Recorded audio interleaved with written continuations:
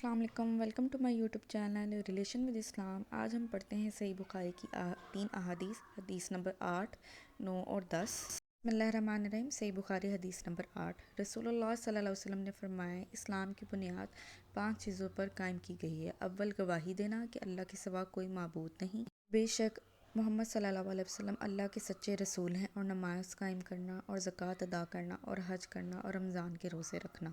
صحیح بخاری حدیث نمبر 9۔ آپ صلی اللہ علیہ وسلم نے فرمایا کہ ایمان کی 60 سے کچھ اوپر شاخیں ہیں، اور حیا یعنی شرم بھی ایمان کی ایک شاخ ہے۔ حدیث number 10۔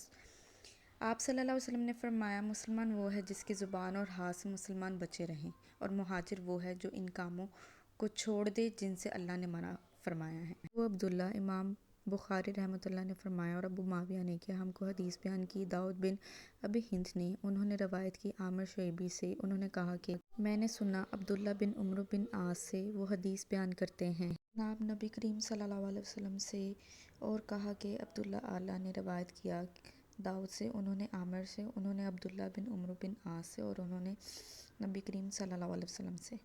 Thank you for watching my video. Do like, share and comment. And for more videos of ahadith, do subscribe my channel. Thank you.